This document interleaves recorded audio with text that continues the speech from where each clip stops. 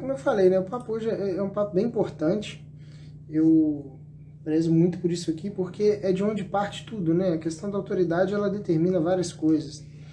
Então, a gente vê que esse colapso da autoridade dos pais, ele não é um evento isolado, né? Ele é um evento que vem acontecendo como consequência de uma quebra de paradigmas que vem lá de trás.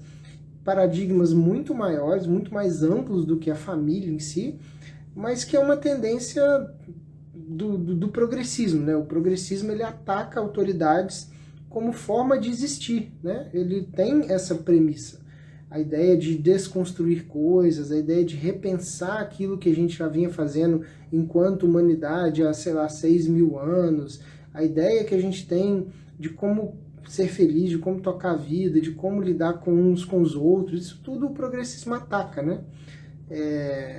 E assim, no final das contas, não tem outra coisa para pôr no lugar. Eles só querem realmente destruir, inverter e ver o que que dá. O que dá é o que a gente tem visto, né, ultimamente nas famílias, na sociedade como um todo. É um caos completo, é uma confusão generalizada. E no fundo, quase ninguém ganha com isso. Nem os próprios progressistas, né, o pessoal que é realmente o peão do negócio. Imagina o tabuleiro, né? Os peões que estão ali fazendo essa militância toda, eles também não ganham com isso, porque no fundo a sociedade para eles, para o homem comum, né, para o militante aqui da rua, a sociedade fica pior, né? Ele, em geral, o militante de esquerda, ele precisa de uma sociedade mais ou menos organizada para ele ter tempo para ficar militando, né? Se a sociedade está muito colapsada, ele precisa sobreviver, ele precisa correr atrás de meios de sobrevivência, então ele não tem tempo para militar. Então ele precisa de uma espécie de arcabouço social funcionando aqui embaixo para que ele fique militando em cima. Quando a coisa é destruída, ele perde esse arcabouço social onde ele consegue militar com segurança, digamos assim, né? Então, para todo mundo é pior, menos para as pessoas que estão coordenando isso lá de cima, né, puxando as cordinhas e tal. Então, eu trouxe aqui alguns exemplos, tá? Só para vocês terem uma ideia de onde vem mais ou menos isso aqui. Os exemplos mais antigos que eu consegui achar foram em relação à Revolução Francesa, que foi o primeiro levante popular, né, contra uma monarquia, final do século XVIII, se não me engano, 1789, alguma coisa assim. Depois vieram várias independências, né, inclusive a independência americana, que também foi um levante contra a monarquia inglesa e tudo mais. Então, todos esses movimentos progressistas que vinham destruindo monarquias, eles vieram no sentido de trazer poder ao povo, ou seja, fragmentar o poder entre os entes daquela sociedade. Então você tira uma pessoa, né, que é o absolutista lá, o rei, e você divide esse poder entre todo mundo. Aparentemente, né, a justificativa é que vai ser muito melhor porque agora todos têm poder igual, né? Todo mundo agora tem direito a voto, todo mundo participa, é a festa da democracia, né? Então, esse tipo de movimento, ele arrastou a Europa inteira até o final da Primeira Guerra e destruiu praticamente todas as monarquias que eram monarquias robustas, eram monarquias que tinham uma prosperidade ali envolvida, que tinha uma ordem social, que tinha toda uma coisa, e destruiu vários cenários e colocou alguma coisa meio esquisita lá. E aí a Europa hoje a gente vê que é um maior representante de um declínio cultural, social, tudo que você pode imaginar. A Europa tá, principalmente a Europa ocidental, né, que é a mais modernete e tal. O pessoal no Oriente, o pessoal que viveu realmente o comunismo, eles têm um pouco de resistência disso, né? Você pegar um polonês e falar com ele que tem gente, sei lá, na França defendendo o comunismo, né? Os caras ficam até malucos, né? Porque realmente se teve pais e avós e bisavós que realmente sofreram muito com aquilo ali. Existe uma certa resistência no leste europeu, mas isso aí já, daqui a pouco, culturalmente, isso acaba sendo destruído também. Isso aí, esse pessoal que faz isso, que organiza isso, eles não têm problema com o tempo, né? Eles sabem trabalhar com paciência, sabem trabalhar isso ao longo de gerações, tanto que é assim que eles vêm fazendo. E aí, aí a gente tem depois dos anos 60 a questão do feminismo, né? Que você pega dois tipos de ser humano que claramente são diferentes, claramente têm habilidades, aptidões diferentes, claramente têm coisas voltadas para o masculino que são melhores que o homem faça, que tem coisas voltadas para o feminino que são melhores que a mulher faça. E aí, quando você tem uma maturidade dos dois lados, você consegue conviver com isso, né, com as diferenças, e se complementando. Afinal, isso é o casamento, né? O feminismo ele tem também destruindo isso tudo e botando a primeira desculpa era que era para ser todo mundo igual, né? No final das contas a gente sabe que não é isso que acontece. A coisa é bem mais radical do que isso. Mas o discurso é o mesmo do pessoal que destruiu a monarquia para dar poder para o povo, né? Democracia. Não, temos que igualar, temos que distribuir tudo igualmente, inclusive as funções, inclusive... Quantas vezes vocês não ouvem isso, né? Não, porque o marido tem que fazer certas coisas também. E a mulher também tem que fazer certas coisas porque tem que ser igual. Então, né, assim, na prática, quanto mais complementar os dois forem, melhor, né? Na prática, quanto mais você conseguir que eles se complementem fazendo coisas diferentes, melhor. Porque, por exemplo, vou dar um exemplo simples aqui. Os meninos estão acordando aqui 4h30 da manhã. 4h30 da manhã, no frio do cacete, os meninos estão acordando. Fala aí, Emerson, boa noite. 4h30 da manhã eles estão acordando. A perna levanta com eles, 4h30, 5 horas. E aí eu durmo um pouco mais. Depois, quando eu levanto, ela vai dormir. Então, a gente complementa as funções, né? Enquanto ela acorda, eu tô dormindo. Depois eu fico com os meninos. Aí ela vai dormir, a babá chega. Depois ela descansa um pouco mais. É um complemento. Imagina se tivesse os dois que acordar cedo e ficar o tempo todo os dois com os dois meninos. Nenhum dos dois iria descansar. E aí a coisa, né, ia desandar. Então, a ideia de que homens e mulheres precisam dividir tudo igual, e fazer coisas iguais, do mesmo jeito, da mesma forma, é uma maluquice completa, mas é uma ideia do nosso tempo, né, de que as coisas têm que ser iguais. Isso dentro da relação, né, homem e mulher. Outro problema que vem buscando essa coisa de ficar igualando tudo e trazendo tudo para divisão de poderes iguais para todo mundo. Essas políticas de ESG, não sei se vocês já ouviram falar disso. A princípio tem umas diretrizes voltadas para meio ambiente e tal. Olá, Ana, boa noite. A princípio tem umas coisas voltadas para o meio ambiente, mas no final das contas tem umas coisas que às vezes o pessoal não percebe, né? Que é uma mudança do que eles chamam de economia de shareholders para uma economia de stakeholders. O que é isso? O que é um shareholder? É alguém que tem uma ação de uma empresa, é alguém que é dono, que é sócio, né? Uma pessoa que tem ação de uma empresa, ela tem direito a voto, ela tem direito a decidir, né? Falar lá na diretoria, nas reuniões, o que ela quer que a empresa faça, para que lado ela quer que a empresa vá. Isso é uma pessoa que é shareholders, ela tem um share, né? O share é uma fatia. O que estão tentando fazer para mudar, para transformar as pessoas numa coisa, transformar as empresas numa economia de stakeholders? O que é um stakeholder? É qualquer pessoa que tenha interesse naquela empresa. Então, digamos assim, eu tenho uma empresa que é listada na bolsa, que tem sócios, que tem, né, pessoas que investiram dinheiro ali, e aí essa empresa, ela tem algumas empresas em volta dela, ela está numa cidade que ela atua, que ela trabalha e tal, e aí a prefeitura ou o governo do estado, enfim, decide que todo mundo naquela cidade é interessado naquela empresa por causa do motivo X, Y, Z. Então agora nós vamos não só os donos de ações da empresa vão tomar decisões sobre aquela empresa, mas também todo mundo daquela cidade, porque eles são stakeholders, são pessoas que são interessadas naquilo ali. Então, percebe como o padrão é sempre o mesmo? Você tira a monarquia, bota a democracia, você distribui poder para todo mundo. Você pega um feminismo e destrincha, fala que o homem e mulher tem que ser igual, fazer tudo igual, dividir tudo, você está de forma artificial denominando como uma ordem social deve ser. Você pega os acionistas de uma empresa e fala que eles não vão ter poder na decisão, que quem vai ter são pessoas que não são acionistas. Também uma perversão da ordem natural. o que está acontecendo na pedagogia hoje, né? Para o pessoal educar filho, para educar e alfabetizar, fazer toda essa coisa. Está acontecendo mais ou menos essa tendência que vem já de muito tempo e que é uma tendência global. Que é o quê?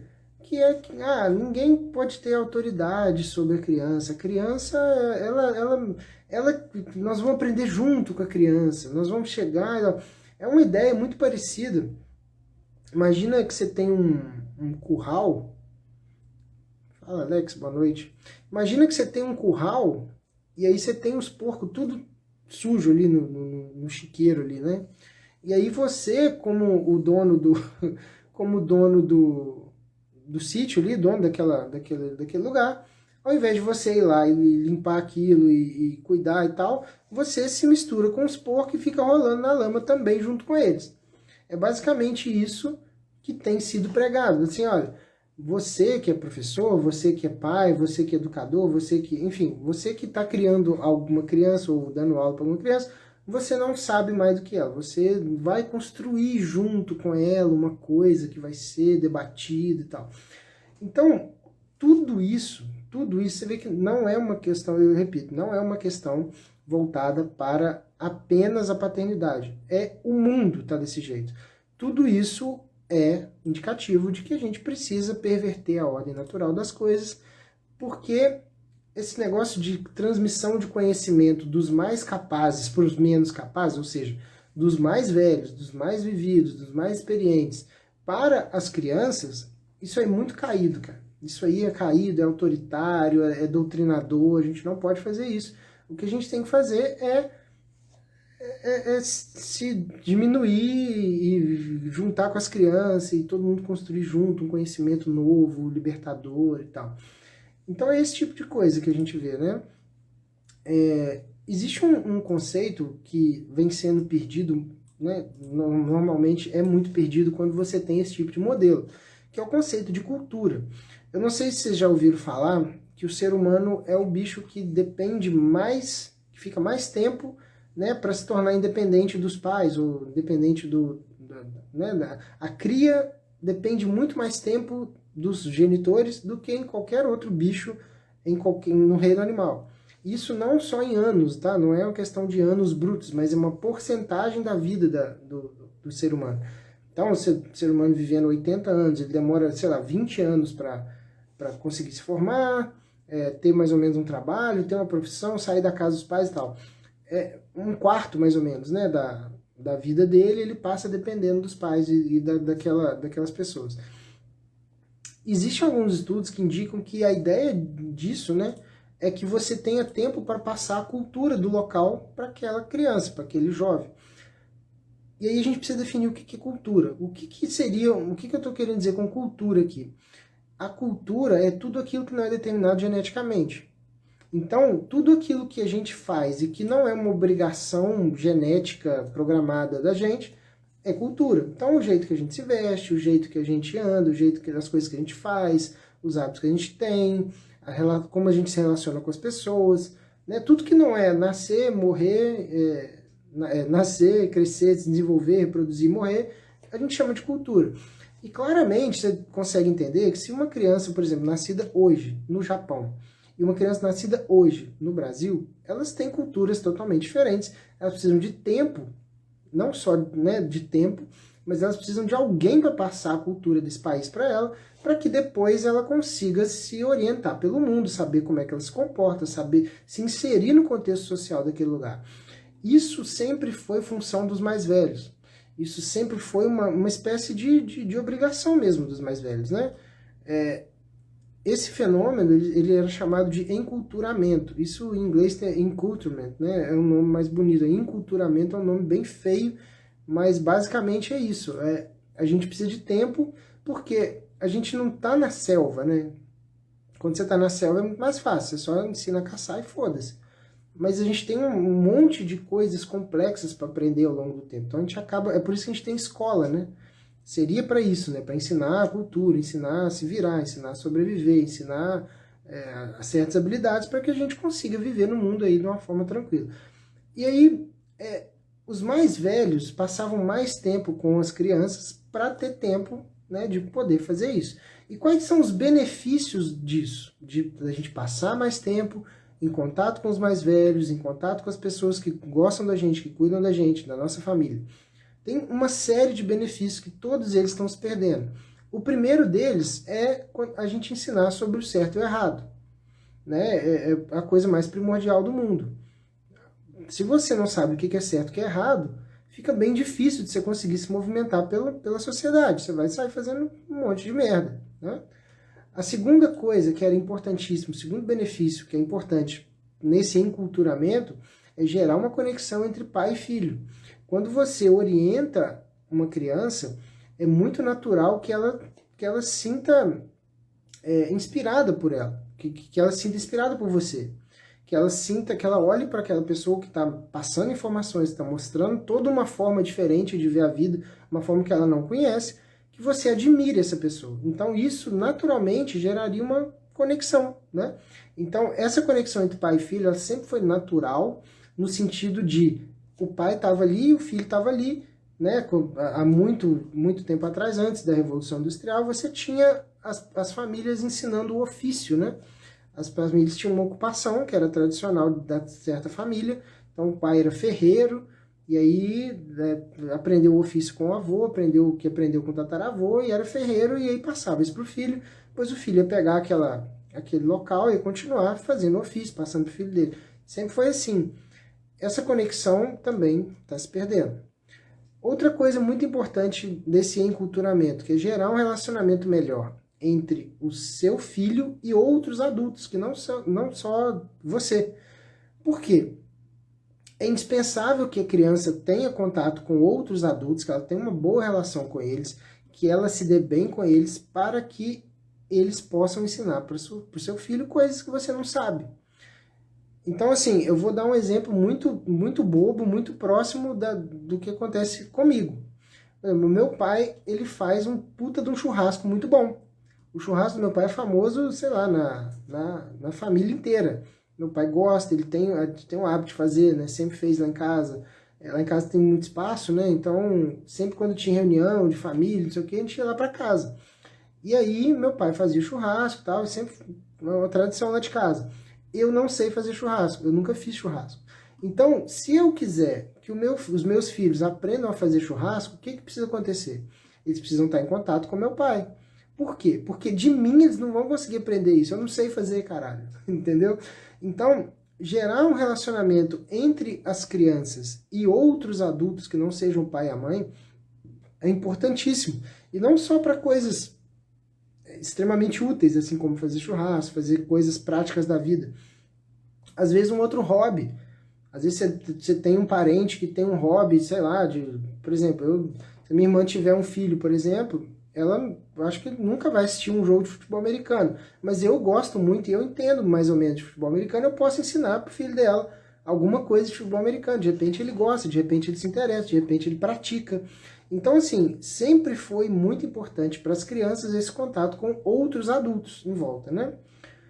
Outra coisa muito importante desse enculturamento, né, que é a presença de pessoas mais velhas com a criança. Desenvolver a autoestima da criança. A autoestima dela baseada em algo sólido, ou seja, coisas que ela pode aprender e coisas que ela pode ser útil ali naquela sociedade, naquele meio. Quando uma criança é útil, quem tem criança sabe disso, a criança, quando ela se sente útil, é a coisa mais bonita do mundo. A criança, ela parece que ela...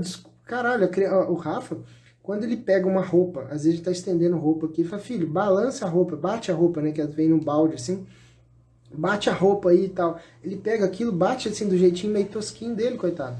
Ele bate e tal, e aí eu pego a roupinha e estendo lá no varal e tal. E ele abre um sorrisão, cara.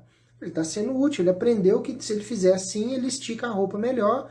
E aí, depois a gente fala com ele, pô, legal, você né, ajudou o pai a estender a roupa. Aí ele vem correndo, fala com a mãe dele, mãe, ajudou a estender a roupa, Rafael ajudou a estender a roupa. Então assim, a criança ela vai aprender, ela vai desenvolver uma autoestima muito ligada nas coisas que ela vai aprendendo e nas coisas que ela vai se sentindo útil. Muito diferente do que está acontecendo quando a gente tem essa ruptura. Hoje em dia, eu vou falar disso mais na frente, mas essa ruptura que tem gerado, né, a questão da falta de uma autoridade presente, acho que eu voltei, eu acho que está online. Como, por exemplo, a criança começa a olhar coisas que não têm utilidade real, mas que chamam a atenção dela, como, por exemplo, redes sociais. Então, o que acontece é que a criança ela busca uma validação numa rede social, ao invés de buscar validação na utilidade dela naquele ambiente onde ela mora. É óbvio que o que vai acontecer é que vai explodir ansiedade, depressão, problemas de todo tipo de problema psicológico para a criança, porque aquilo que é o instrumento da validação que ela está buscando é um castelinho de areia, que não serve para nada, não tem utilidade nenhuma, ela vai ficar ansiosa o tempo todo. Claro, óbvio, né? Então, desenvolver a autoestima da criança baseado em algo sólido, que é aprender algo e ser útil. Outra coisa muito importante, que é o quinto item, educar a vontade das crianças através da disciplina. A criança ela precisa ter vontade de fazer certas coisas que ela não vai, a princípio, ela não vai ter. Principalmente quando a idade começar a avançar, a partir de 6, 7, 8 anos. Ela vai precisar ser guiada de alguma forma. E ela precisa entender que ela precisa fazer certas coisas.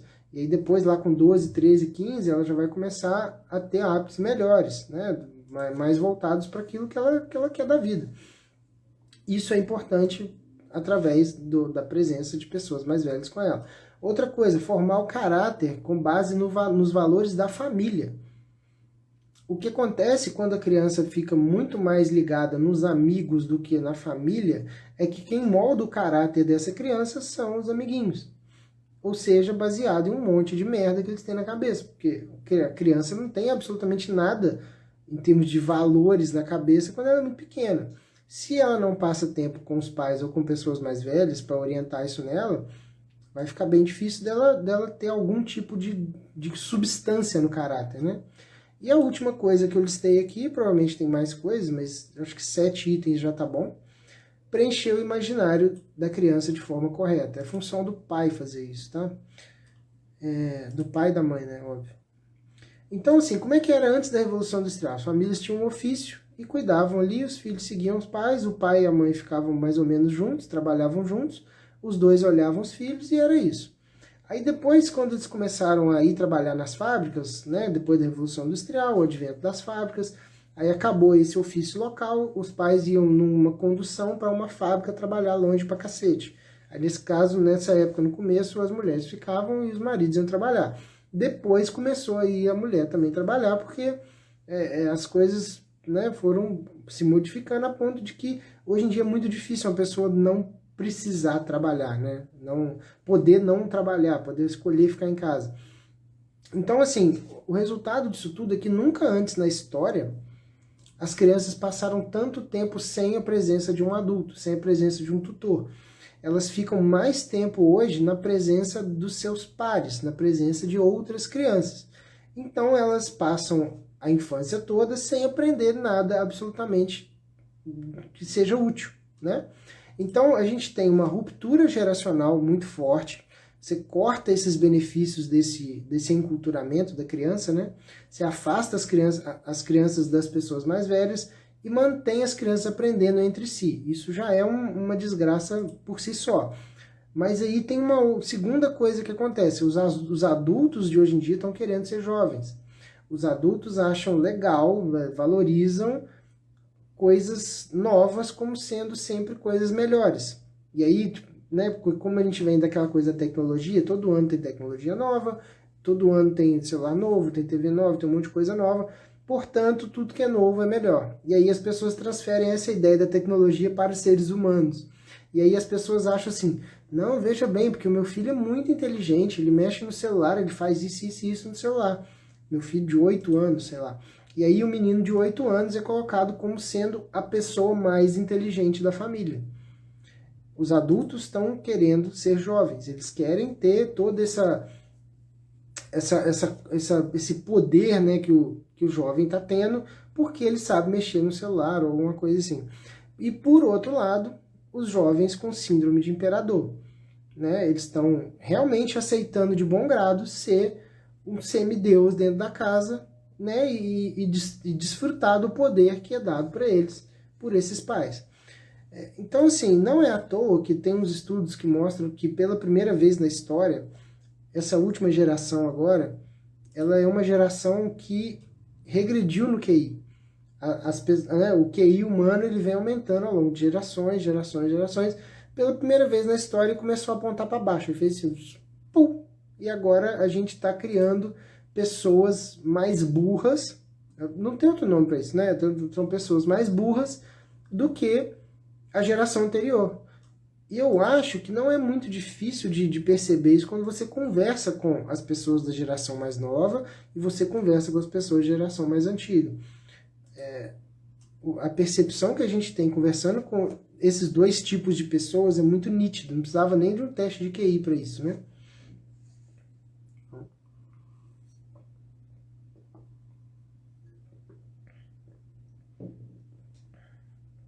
Por outro lado, agora, né, esse é o cenário, tá? Nós estamos aqui há 30 minutos falando do cenário base, a gente ainda não entrou no conteúdo. Deu para entender agora por que está tão difícil para os pais lidar com um adolescente, lidar com uma criança. O que está acontecendo, na verdade, é que dentro desse cenário, com tudo isso que eu comentei aqui, perdão, o que está acontecendo é que existe um afastamento muito maior e muito mais cedo do que está acontecendo da relação entre pai e filho, né? No final das contas, esse afastamento ele não deveria acontecer tão cedo. É normal que um adolescente se afaste dos pais em alguma medida. É esperado isso, é bom que isso aconteça, mas isso vem acontecendo mais cedo, porque as crianças estão começando a enxergar nos seus amiguinhos referências melhores do que no pai. E aí isso vem do cenário, tá? Isso já tá meio que assim naturalmente. E aí começa o que eu chamo de espiral negativa do pai amigo. Eu falei disso hoje nos stories, expliquei isso lá por alto, a gente vai conversar sobre isso aqui, porque o movimento que o pai devia fazer é um movimento contrário ao dessa destruição, desse colapso da autoridade. Ele deveria tentar se portar novamente como autoridade a ser o guia da casa, né? O guia das crianças. E não tentar se rebaixar ao ponto de querer a atenção do filho. Então, quando o pai ele quer a atenção do filho, com medo de ser largado de lado, com medo do filho não gostar dele, com medo do filho... ele cai nessa espiral, que eu chamo de espiral negativa do pai amigo. O filho já não vê ele como autoridade, tá? Acompanha o raciocínio aqui. O filho já não vê ele como autoridade. E aí não busca o pai como fonte de ajuda e fonte de sabedoria. O maior indicativo de que um pai ele está fazendo um bom trabalho, sendo uma autoridade para o filho, é que ele é buscado. O filho busca o pai para perguntar sobre as coisas, para saber a opinião, para saber como é que funciona, para saber como é que... tudo. Em geral, sempre foi assim, né? As crianças buscavam os próprios pais para saber, para se informar, para saber como é que funciona. Hoje em dia não é assim e é exatamente isso que dá o gatilho inicial dessa espiral negativa. Agora eles buscam os amigos como fonte de sabedoria. Portanto, eles deixam de respeitar o pai como pessoas importantes. E aí o pai cai num sentimento forte de rejeição. Esse sentimento de rejeição, ele pode bater de uma forma errada se o pai não tem a maturidade correta para isso. E é isso que eu até deixei hoje uma enquete no Stories, né? Você sabe qual que é o componente que precisa existir para que o pai não caia nessa espiral? É a maturidade. A gente vai ver aqui depois qual que é o antídoto para isso tudo, né? E aí eu vou falar que a primeira coisa que precisa acontecer é o pai ser um homem maduro, porque senão fica realmente muito difícil. Mas mais para frente a gente fala disso, vamos continuar aqui. Então, para reverter isso, os pais cometem um grande erro, que é tentar ser legais, tentar ser amigos. Né? Assim, ó, meu filho precisa gostar de mim tanto quanto ele gosta dos amigos. Ele precisa se sentir feliz do meu lado tanto quanto ele fica com os amigos. Ele precisa me ter em alto valor como ele vê o valor nos amigos dele. E aí acontece um negócio muito louco, porque o pai deixa de ser pai, né? E ele passa a ser mais um amiguinho. mais um no bolo. Antes ele era o pai, que é um só, que é único, que tem uma função única, que tem uma espécie de presente de Deus para cumprir. E aí ele escolhe não estar nesse lugar. Ele escolhe e fala assim, não, isso aqui está muito distante do meu filho, vou me aproximar dele porque eu acho que é isso que vai trazer ele de volta, eu acho que é isso que vai deixar ele feliz, é isso que, enfim, é um movimento, de novo, pela falta de maturidade. Mas o que acontece? O pai ele não tem como competir com os amiguinhos do filho de igual para igual, porque afinal de contas ele é um adulto, ele é chato, ele é, sabe, ele não é uma criança, ele não é legal, ele não sabe as brincadeiras, ele não conhece a brincadeira, ele não conhece o jeito de falar. As crianças têm um linguajar diferente dependendo da gíria da época e tal. O pai não vai conseguir simular isso, emular isso. Então, no final das contas, o que vai acontecer é que o pai vai ser uma espécie de um amiguinho deslocado. Ele vai ser um amigo meio esquisito, assim, um amigo... Sabe aquele meme do... aquele meme do... É tipo um campeonato de bodybuilding, né? E aí tem lá os moleques tudo assim, trincadão e tal, com a sunguinha assim, no palco, cada um com a numeração, trincado, fazendo pose. Aí no canto, assim, tem um moleque gordinho, assim. tem um moleque mó gordinho, assim, todo se achando e tal. É mais ou menos esse é o pai tentando ser amiguinho. Não vai dar certo, cara, não é ali. E aí a legenda desse meme costuma ser assim, né? Quando o pensamento positivo... Você tem muito pensamento positivo e zero ação, né? Porque você vai pro campeonato de bodybuilding com a puta de uma pança enorme. Esse é o pai tentando ser amigo. Ele tá deslocado ali. Ele não pertence àquele lugar. Aquele lugar não é o lugar dele. Então, obviamente, vai dar muita merda, né? A solução para isso deveria ser o caminho contrário. Deveria ser se restabelecer como uma autoridade no sentido... amplo da coisa, né? No sentido natural da coisa, e não como um amiguinho, não como um... Então, tem um raciocínio que eu criei aqui, que eu chamo de cascata da paternidade. Ele é uma série de eventos que precisa acontecer para que a gente consiga restabelecer, ou estabelecer, né? Mas também serve para restabelecer se você perdeu o fio da meada aqui. Mas para estabelecer a autoridade da forma correta, é legal que você passe por esses pontos aqui. Inclusive, metade dessa cascata, eu chamei de cascata porque realmente é uma sequência de eventos, né? Sabe quando você imagina uma cachoeira, assim, aí a água cai de uma pedra, bate na outra, bate na outra, bate na outra. Precisa que haja essa sequência, porque senão, se você tentar entrar já no final disso daí, pode acontecer de você cair numa tirania, né? Porque você vai tentar, por exemplo, buscar a obediência do seu filho, que é um evento que já está lá, mas para o final você vai buscar a obediência sem ter buscado todas as outras antes. Então você vai precisar ser um tirano, você vai precisar tiranizar o seu filho, você vai precisar falar alto, gritar, bater porta, trancar ele no quarto, botar de castigo e tal. Não é isso que a gente quer, né? Esse tipo de relação, as pessoas confundem muito isso, né? Peraí, As pessoas confundem muito isso. Quando a gente fala de autoridade, as pessoas acham que a gente está falando de uma questão de exercer um certo poder no sentido tirânico da coisa, né? E é o exato oposto, né? A autoridade, ela é uma espécie de patente. Eu vou falar disso mais tarde também, quando eu falar da pergunta que me fizeram hoje, que eu queria aproveitar para responder aqui na live, para já deixar registrado também, né? Mas o que acontece é o seguinte, a cascata da paternidade ela é formada por 6 itens, tá? Eu vou falar os itens aqui e a gente vai conversando sobre eles. O primeiro é a maturidade. Sem maturidade, cara, esquece, não tem o que fazer.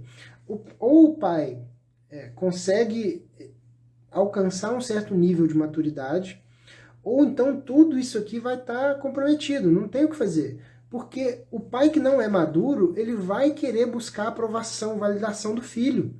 Ele vai querer ser o amiguinho, ele vai fazer isso naturalmente. Então não tem o que fazer.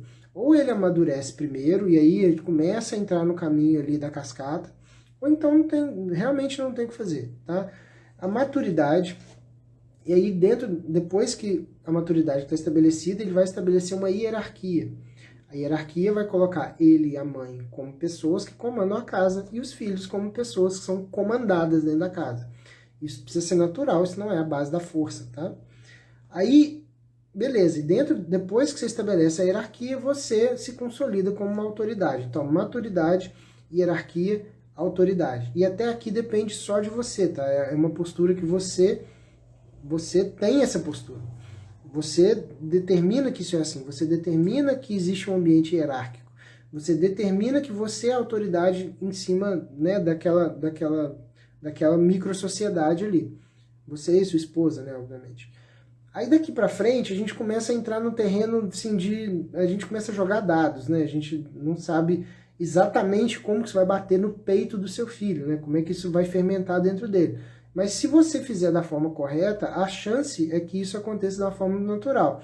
Então, a próxima parte da cascata é gerar influência sobre o seu filho, porque ele, quando for tomar as decisões dele, absorver certas visões de mundo, ele vai olhar para quem ele enxerga como autoridade. Se essa pessoa é você, você vai influenciar ele. Se essa pessoa é uma outra pessoa de fora, outra pessoa vai influenciar ele. Então vai ser a influência. Depois da influência, ele vai cair na questão da obediência. Se toda essa cascata está feita, você não precisa mais se preocupar com a obediência. Seu filho vai te obedecer porque ele quer. Não porque você está mandando ou porque você está tiranizando ele. E aí sim, depois da obediência, você chega num ponto onde ele conquista a liberdade dele. Ele tem liberdade no mundo, ele tem todo um arcabouço, né, de valores, de referências suas, para que ele tenha liberdade pelo mundo. Essa liberdade, lembrando, não é fazer qualquer coisa que der na cabeça, tá? Eu vou falar aqui dos itens certinho, só para não ficar muito jogado, né? Primeiro, maturidade. A validação é o ponto central da maturidade. O que é um homem maduro? Eu gravei uma aula sobre isso que eu não cheguei a usar isso em lugar nenhum. Acho que eu vou subir isso no YouTube depois. O que é um homem maduro, né? O que é maturidade num pai, maturidade numa mãe? A maturidade, ela tá ligada à questão da necessidade de validação. Um homem maduro, ele é um homem que ele valida muita gente, ele valida as outras pessoas em volta dele, ele dá suporte para as outras pessoas, ele é uma referência para as outras pessoas e ele precisa de pouca validação. Quando uma criança é muito pequena, imagina que né, simbolicamente, ela é composta de um material líquido, ou seja, um líquido que se esparrama facilmente para todos os lados. Você precisa de um recipiente para moldar aquele líquido. Imagina uma água, né? E aí onde você vai colocar aquela água, ela vai tomar a forma daquele recipiente. Quando as crianças estão muito pequenas, a gente precisa moldar elas o tempo todo. Elas precisam ter uma forma.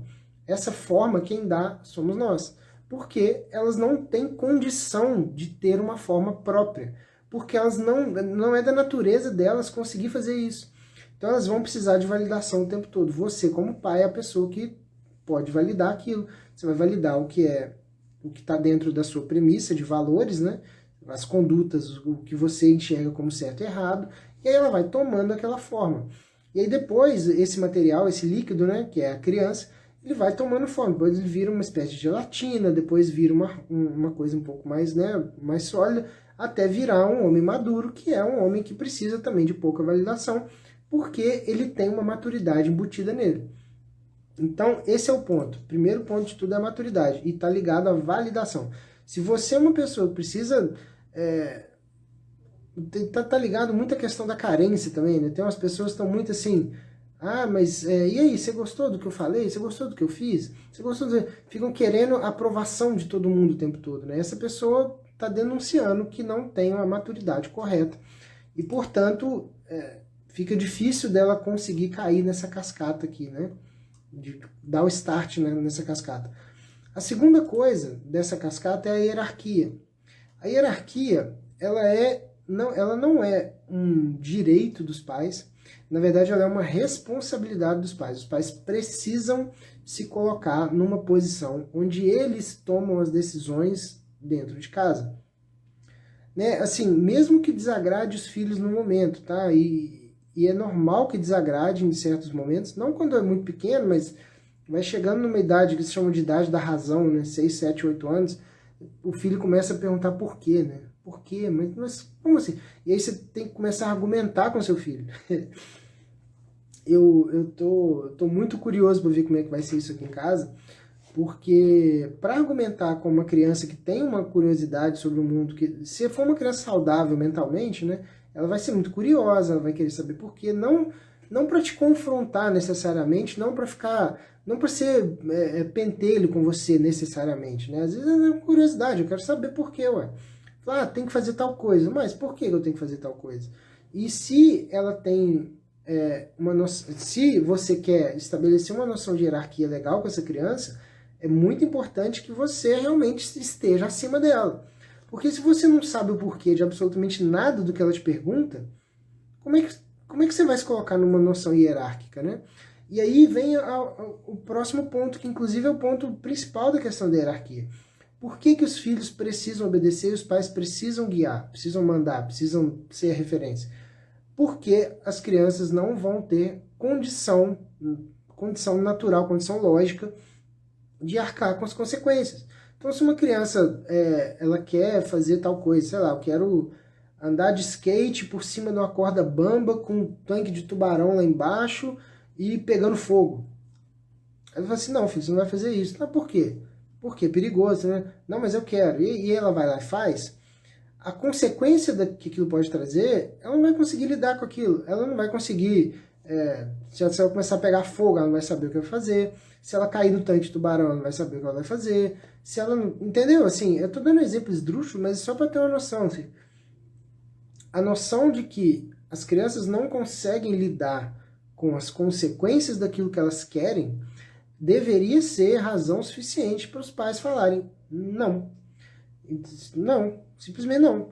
Assim, olha, eu quero te colocar na escola tal, que é aqui perto de casa, é uma escola mais barata, tá aqui pertinho, mais fácil, não precisa, dá pra você ir a pé e tal. Ah, não, mas eu quero ir pra escola tal, lá na puta que pariu, do outro lado da cidade, né? Então, amor. Então, meu anjo, não, vai ser nessa aqui.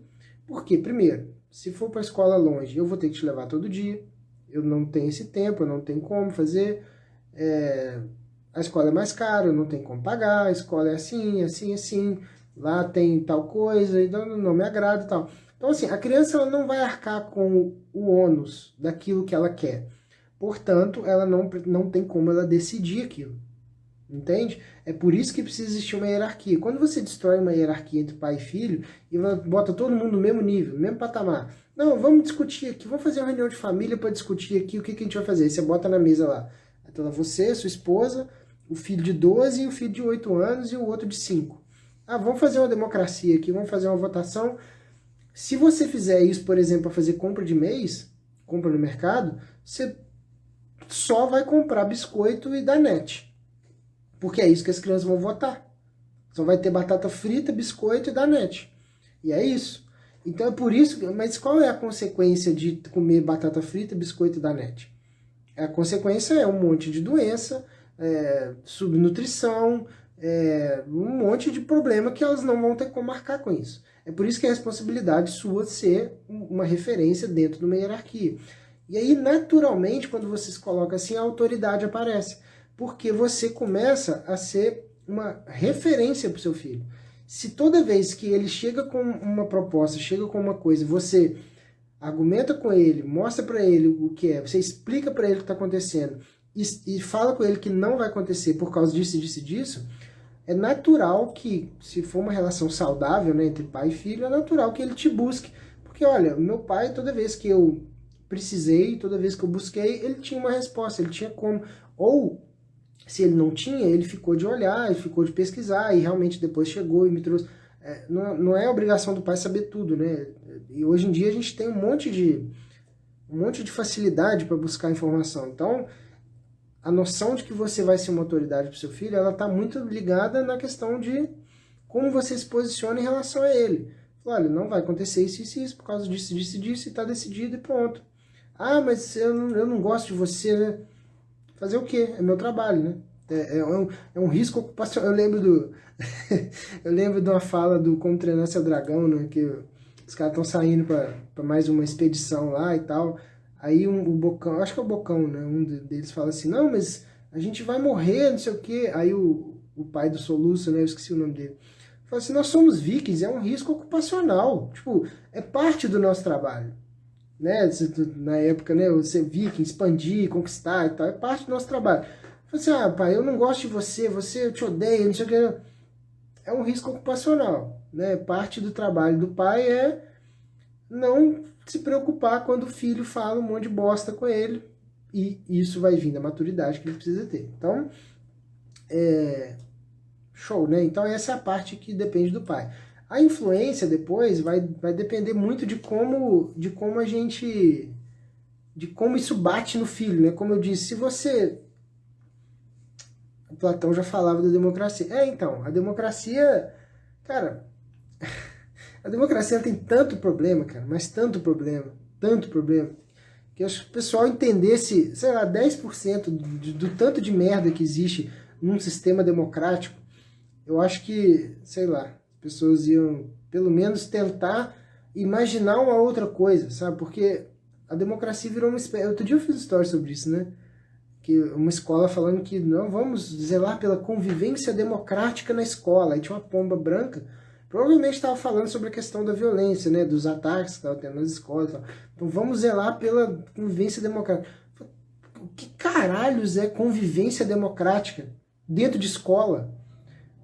As crianças vão votar em quem vai ser o diretor, em quem vai dar aula para elas. Então, assim, não faz sentido a palavra democrática dentro desse contexto, sabe? Mas as pessoas colocam a palavra democrática porque remete a uma coisa boa, uma coisa abstrata aí que é boa, eu sei que é boa. Então eu falo, convivência democrática nas escolas, é uma babaquice. Se você for usar o princípio da democracia para tudo na sua vida, você literalmente não faz nada, absolutamente nada. É muito doido. E a influência já é uma segunda parte da cascata, onde não depende tanto de você. Vai depender muito de como você tem essa relação com ele, se é uma relação saudável, se é uma coisa que ele tem alguns traumas já de você, se você, né, chegou a ser muito... Enfim, como é que foi essa conduta antes? Se for uma relação mais saudável, uma coisa mais natural, mais tranquila, a tendência é que você consiga influenciar o seu filho naturalmente através dessas orientações. O Rick fala isso praticamente todo episódio, né? O Morty geralmente está querendo ir para a escola ao invés de ir para as aventuras, né? Não é um lugar para gente inteligente. Inclusive eu precisava ver a última temporada, eu não cheguei a ver não. É muito bom, cara. Rick and Morty é muito bom. Então aí, se a influência acontece, se a influência, por algum motivo ela acontece, aí você tem realmente um filho obediente. O filho obediente, ele vai tender a tomar mais decisões baseadas naquilo que você transmitiu do que naquilo que vem na cabeça dele de qualquer coisa. Eu lembro que na minha época de infância, eu tinha contato, outras pessoas estudavam comigo, que esperava o pai dormir. Isso era normal, né? Eu contava isso na escola naturalmente. Assim. Esperava o pai dormir, e aí pegava a chave do carro, eles já sabiam dirigir, né? 14, 15 anos, sei lá. Pegava a chave do carro e tirava o carro de casa, escondido do pai, para sair, para rodar na rua, para ir inclusive para ir para outras cidades, para festa, para beber e tal. Imagina o seguinte, imagina que você não vai estar com seu filho o tempo todo, não precisa nem ser nesse caso do adolescente, da criança estar dentro da sua casa. Você pode imaginar que você mandou seu filho para morar em uma outra cidade, por exemplo, para estudar, para fazer faculdade e tal. Se existe uma influência real sua no seu filho, e se ele já tem uma maturidade, se ele tem a tendência de te obedecer, você não vai precisar estar ali em cima dele para que ele cumpra razoavelmente aquilo que você quer. É claro que vai sempre ter uma escapada ou outra, né? A educação ela não funciona da forma robótica, assim. Mas a tendência é que você consiga transmitir certos valores que vão ficar marcados para aquele jovem e que eles obedeçam isso, e que eles cultivem isso e que eles passem isso para os filhos também. Então, imagina, esse moleque roubava o carro do pai para dar volta e tal. Eu olhava para o negócio daquele e falava, caralho, parece um negócio de outro planeta. Parecia cena de filme, na minha cabeça parecia coisa de filme. Porque jamais na minha cabeça ia passar, cara, vou roubar o carro do meu pai para ir pra festa. Inclusive porque eu sempre tive uma relação muito boa com meus pais em relação a isso, e eu sempre tive muita responsabilidade de lidar com o carro, por exemplo. Eu tirei carteira muito novo e eu sempre dirigi muito bem. Então, muitas vezes, muito novo, eu pegava o carro do meu pai de forma legalizada. Eu pedia ao meu pai, falei, pai, vai ter tal coisa, você me presta o carro? Tal? Eu empresto, filho, tranquilo. Então, é uma relação que né, o meu pai já tinha me influenciado, eu já tinha uma obediência muito grande em relação a esse tipo de coisa, por exemplo. É claro que a gente, adolescente, você sempre tem uma desobediência ou outra voltada para coisas menores, igual eu falei, não é uma coisa robótica. Mas no que importa realmente, que é fazer uma puta merda de roubar o carro, ir para outra cidade, correr o risco de dirigir bêbado, capotar o carro, matar os outros dentro do carro. Em relação a esse tipo de coisa, isso não vai acontecer. Entende? E aí você consegue que o seu filho exerça a liberdade. O que é a liberdade? A liberdade é a capacidade de uma pessoa de decidir pelo bem, em detrimento ao mal. Isso é uma fala que eu vejo muito da Samia Marcílio o tempo todo. A Samia é uma grande referência, né, de educadora, de mãe e tudo mais. E quando eu ouvi isso a primeira vez, eu tomei um susto, porque na verdade, pô, liberdade é liberdade, né? Você fazer coisa do que você quiser e foda-se, é isso. Na verdade, quando você perde a capacidade de escolher o bem, você, na verdade, você virou um escravo, né? Você não é mais livre. Imagina o exemplo mais clássico disso é o do usuário de droga. Você teve a liberdade de não escolher, não usar a droga na primeira vez, talvez na segunda, na terceira. Mas com o tempo, você começa a virar um escravo daquela droga, e se você continua usando, então você perde a sua capacidade, perde a sua autonomia de escolher não usar. Então você perdeu a sua liberdade por fazer uma escolha ruim. Então liberdade, por essência, precisa ser a capacidade de escolher entre a coisa boa em detrimento da coisa ruim. Certo? Então, essa é a cascata da paternidade que cura a questão da espiral da morte, né? Do pai amigo.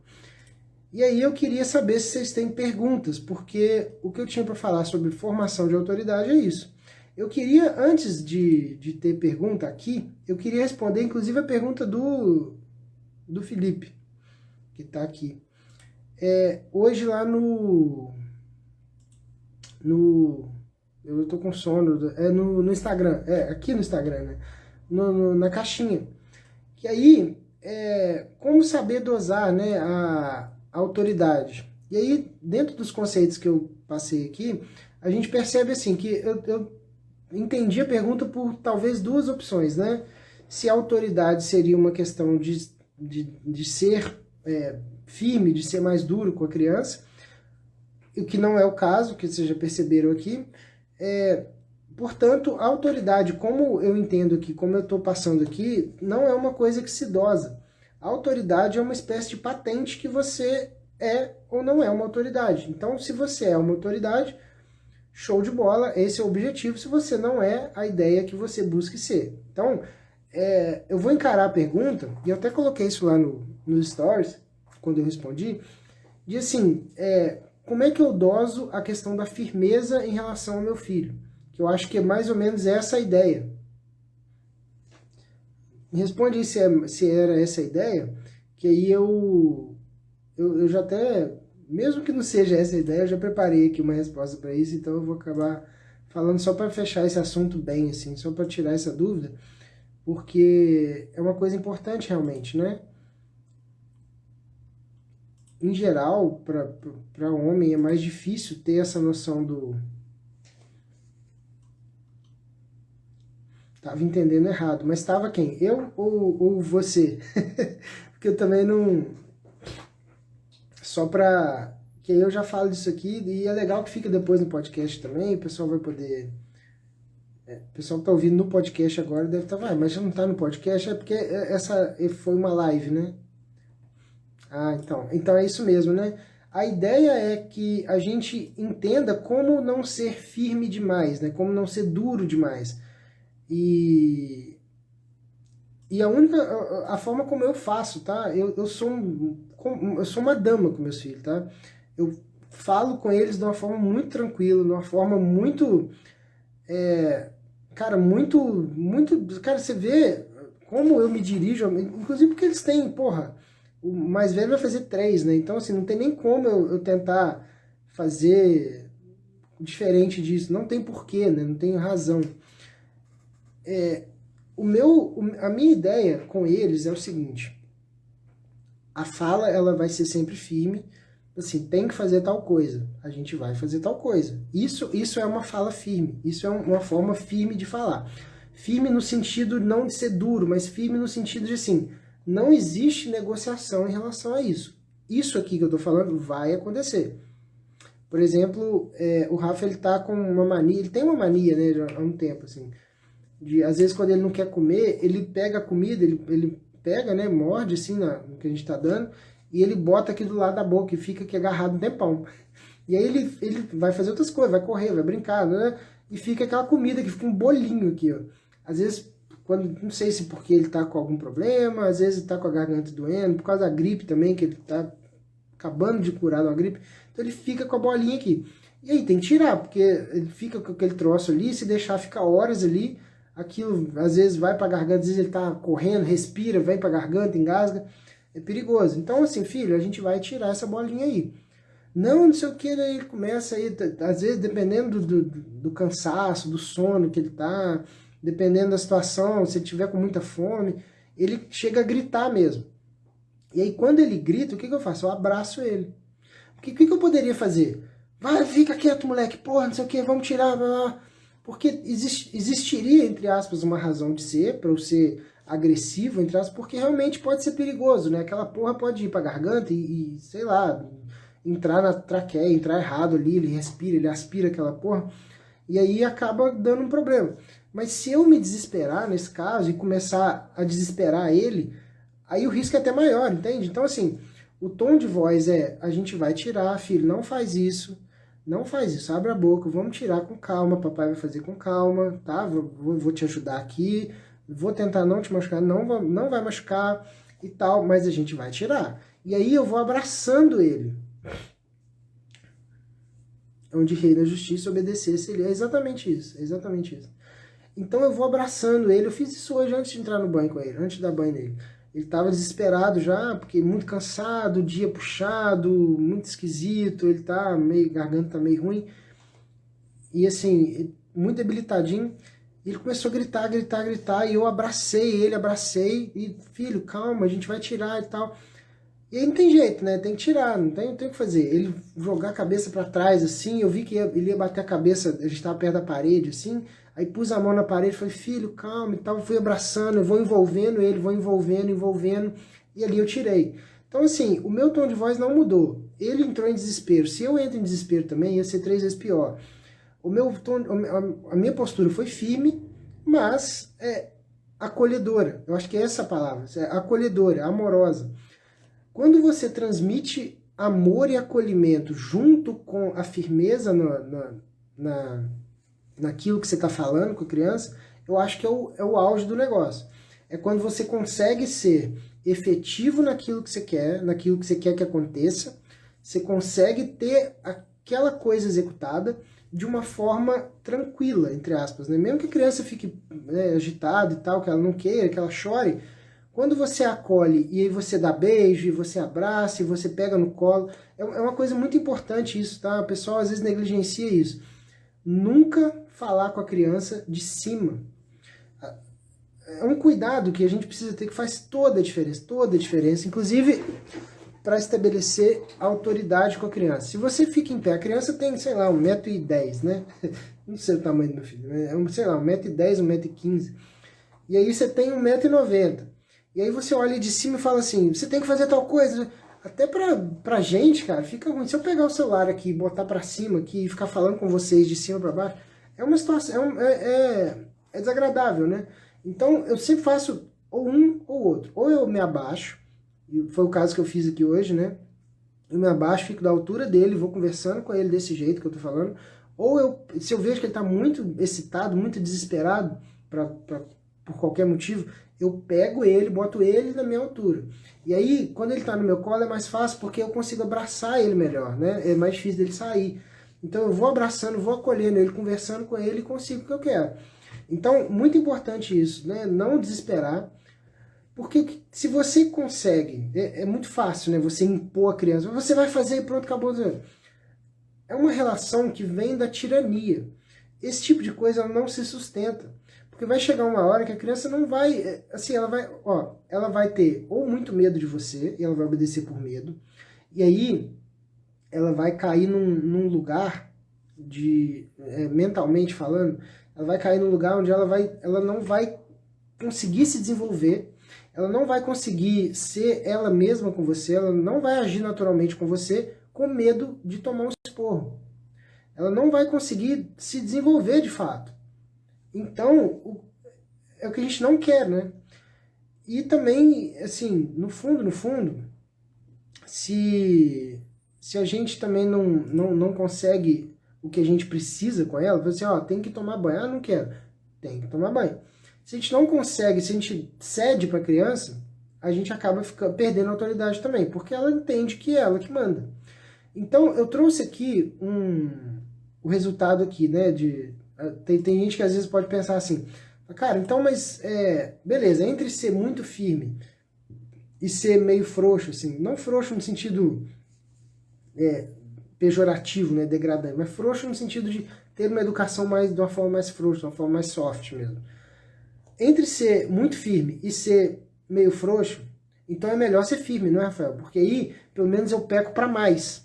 Isso é um pensamento que era muito comum antigamente, né?